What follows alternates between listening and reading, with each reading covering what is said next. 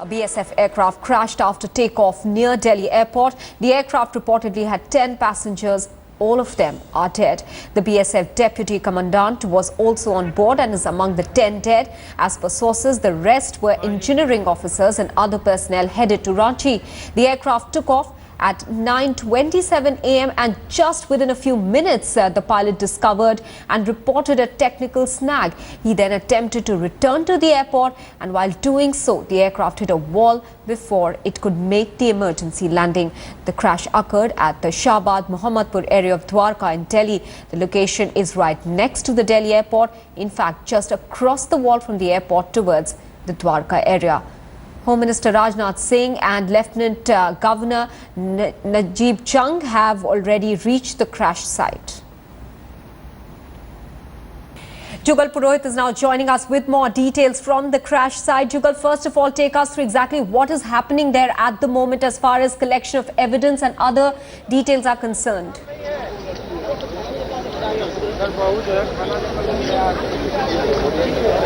That's right, Maha. I am at the railway crossing. Just a few hundred meters from here is where the crash site is. I'll ask my camera person Faizan to just pan and give you a sense of what is taking place here on the ground. As you can see, there is a lot of police presence out here. The NDRF team, members of the Indian Air Force are here, and so are officials from the Civil Aviation Regulator, DGCA, as well as the Civil Aviation Ministry. There is everyone who has anything to do with it is here and has representatives on the ground. The site, I am told, has been secured completely. The task of retrieving the bodies is on. There are ambulances which have come. There are fire tenders also at the spot. They're extricating the bodies of these 10 personnel, which include 9 from the BSF and 1 from the Sashastra Seema Bal. The co-pilot, a deputy commandant rank officer, his body is also being pulled out. Of course, in addition to that, crucial, very critical investigation aspects of this particular plane. We are given to understand that it took just 8 flat minutes, Maha, after it took off and between the time it took off and crashed. 8 minutes is all the aircraft had. We are given to understand that the pilot had sought permission to land. He was cleared to land on runway number 10, but perhaps couldn't control the aircraft and the rapid descent that the plane was facing, because according to the eyewitnesses who we spoke to, they said that they saw final few seconds of the plane in an extremely uncontrolled manner ramming straight into a wall, and that was the end of the matter. All those 10 personnel on board, the pilot, co-pilot and 8 crew members who were Ranchi bound, are all dead is what we are given to understand. The Home Minister was here just a short while back, so was the Lieutenant Governor of Delhi, the Director General of BSF is here, and so are several officials from different departments. A plethora of departments will now be looking into this particular site. A little about the aircraft, Maha. The Home Ministry's air wing is managed largely by the BSF, but not solely by the BSF. That explains why another pilot from a different paramilitary organization was also on board. This consists of 17 aircraft, 13 of which are helicopters and 4 fixed wing, which had 1 Super King B-200 plane manufactured in the United States of America by Beechcraft. It's a very reliable, a very heavily used aircraft across the world and is in service with the BSF for almost 2 decades, if not more. That is the one which has crashed, Maha. It has a capacity to carry 8 to 9 personnel. There were no senior officers on board. There were no VIPs on board. It could have, of course, carried them. It's used to carry men, material, VIPs to distant, far-flung areas of the Home Ministry's jurisdiction, and that's what sums it up as to just what took place. And out here on the ground, Maha, there is a lot of obvious public curiosity which is drawing in crowds. The police obviously having a tough time in trying to control them all, but I can tell you, Maha, that they have managed to sort of secure the site, and the investigation and extrication of bodies, the human remains, is in process. Back to you. Jugal, also help us understand what are the SOPs when an aircraft takes off for its flight to its destination. As you're telling us, within minutes the pilot discovered that there was a technical snag.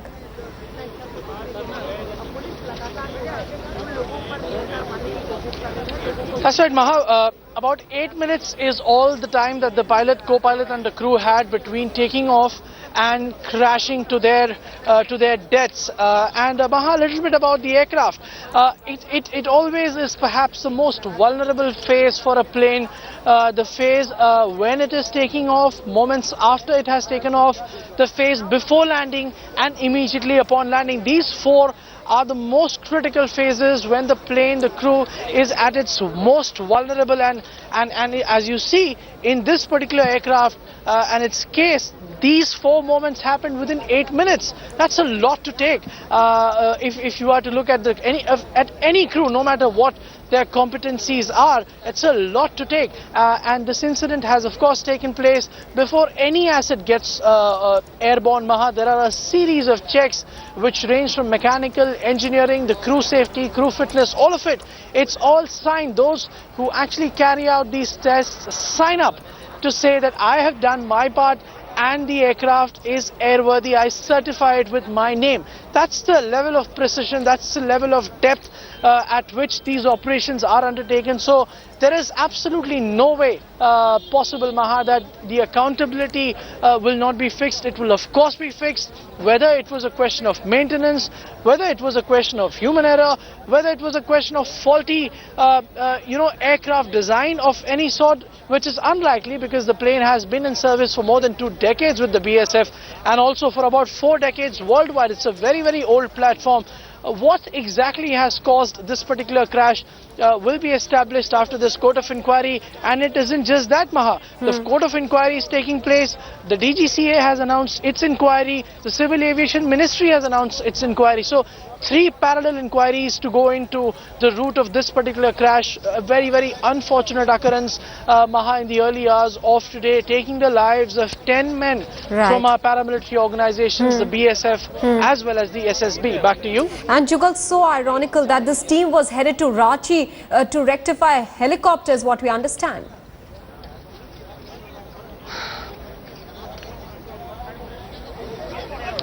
That's right, Maha. Just to give you an understanding, as I said, the BSF operates also a fleet of helicopters, 13 helicopters to be very precise, and it has based its helicopters towards the anti-Naxal operations, the helicopters which are used to ferry personnel, to evacuate the injured personnel. It has placed its fleet at Ranchi. These consist of the Mi-17 Russian helicopters of different varieties. They are placed at Ranchi, and as you rightly pointed out, this was the crew which was going there to repair and make the helicopters airborne. Those helicopters of course will have to wait much longer, and this particular task, they have lost their lives in this incident. A very, very unfortunate reminder yet again of the dangers involved in tasks like these. Back to you. Jugal, also take us through the VIP movement there at this point. We understand that DG BSF is also expected there any moment now.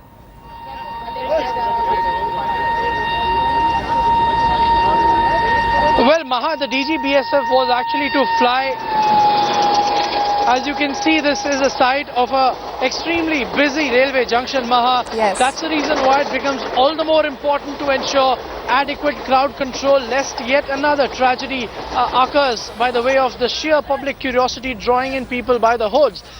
Speaking about the VIP presence, the Home Minister was here a short while ago, so was the Lieutenant Governor of Delhi. The DG BSF, Director General of BSF, the first man of the force, is also right now on the ground. He was to in fact travel to Bangladesh to attend a border guarding force Director General level conference with his counterpart in the country, but that of course today stands cancelled. The DG BSF is here along with the top brass of the BSF. It's a very, very worrying scenario, Maha, that this has happened. As I said, till the time we actually understand what took this plane down, what took the lives of 10 personnel, there will be a plethora of precautions which will also include immense amount of checks which will be carried out on board the other 3 fixed-wing aircraft of the BSF, the Home Ministry, which remain still active with them. The helicopters will have to be seen once again, lest a technical or a spare-related issue creep into and cause further such mishaps. A lot of uncertainty right now looms large in front of the BSF, the second largest paramilitary organization in the country, the duties of which are of course only too well known, but I'm just recapping it. It secures the borders on the western front, that is from LOC and downwards till Gujarat, where India shares the border with Pakistan. On the eastern side, it secures India's border with Myanmar to an extent.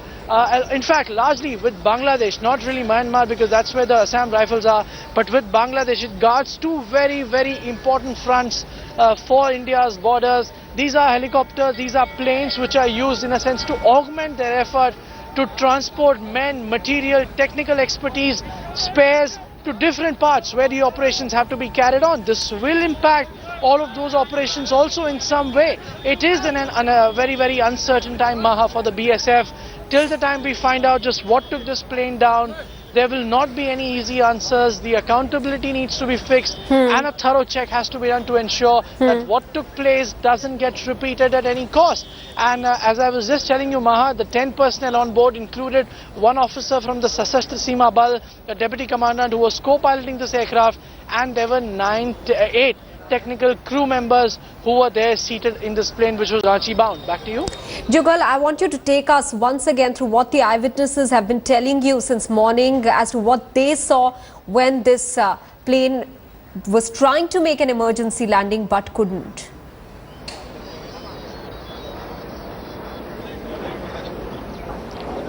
Well, Maha, the eyewitness testimony becomes extremely important because they were the ones who were by accident, by sheer luck, at the place from where they witnessed the final few moments of this particular aircraft. And what they tell us, Maha, becomes extremely important. They say that after, and we know the story just before that, before the time when at about 9:27 is when this aircraft took off. At 9:35 it crashed. In between it asked for and got a clearance to land on runway number 10 of the IGI, Maha, it's in those final few moments which is when, as these inquiries will tell us later on, this mishap took place. But the eyewitnesses tell us that this aircraft was swirling uncontrollable completely. They were in utter disbelief to see an aircraft performing a maneuver like it was. It obviously tells us, Maha, that things had moved out far beyond the control of the crew for it to be pulled back into a proper and a sensible situation. The things had moved way beyond that. And of course, what happened is known to all of us. It slammed into a wall, turning into a ball of fire. That's what the eyewitnesses tell us. And what is taking place right now is extremely crucial, Maha.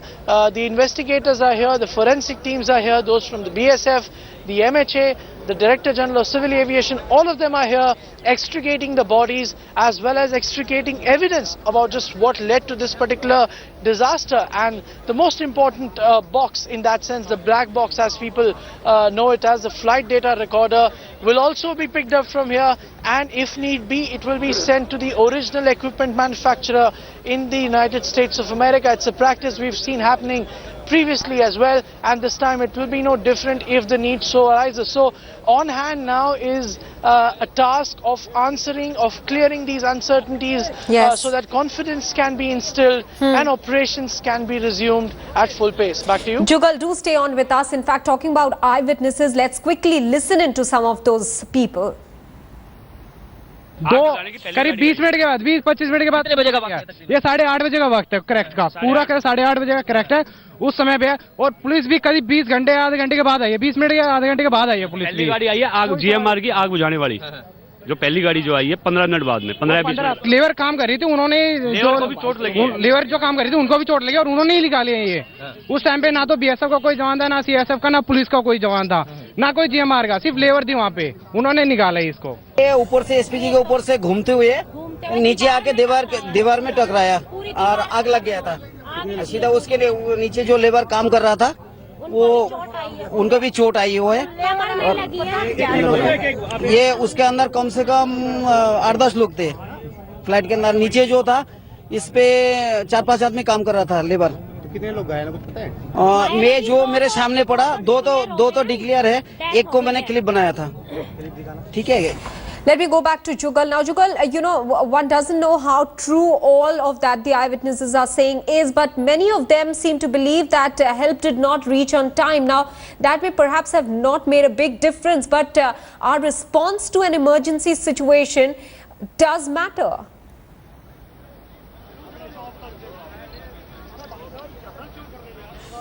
Oh, of course, Maha, but you see, it's very easy for a bystander to just say that there was no help whatsoever.